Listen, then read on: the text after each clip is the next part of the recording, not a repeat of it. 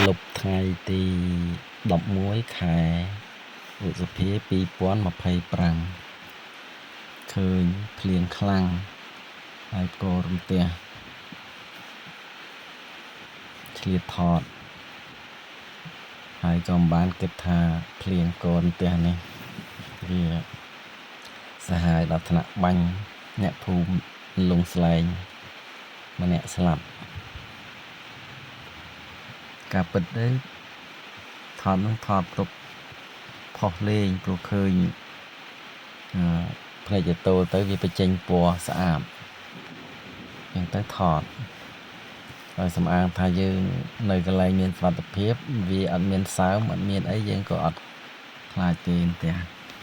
ព្រោះផ្ទះនេះវាបាញ់បានដោយសារតែយើងសើមជើងឬក៏សើមដៃឬក៏ប៉ះពាល់នឹងទឹកភ្លៀងឬយើងផ្អែកទៅលើបង្គោលដែលសើមឬក៏ដៃយើងទៅប៉ះដែកនឹងបានយើងខ្លាចតែបើយើងនៅកន្លែងមានសុវត្ថិភាពវាអត់អីទេហើយផ្ទះនេះបាញ់អ្នកភូមិលងឡែងស្លាប់ម្នាក់ប្រុសអាយុ49 ឆ្នាំមនុស្សកំពុងតា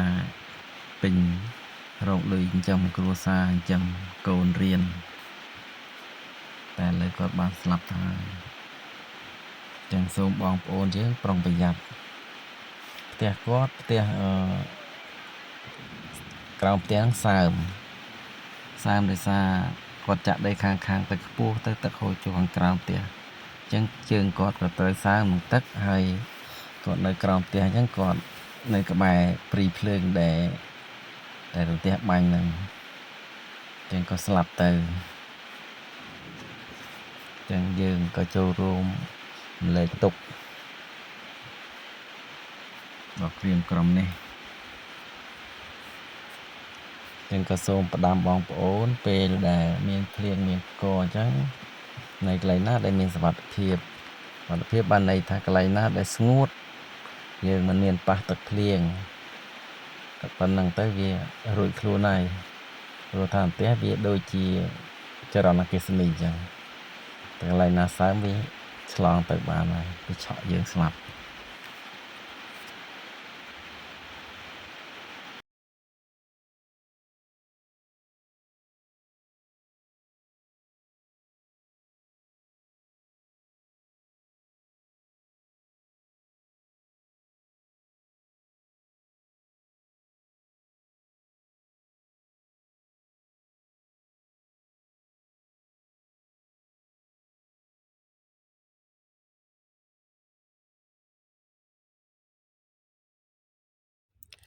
វាបាញ់ពីដំបងពីសង់ទ័រភ្លើងនៅបកគោល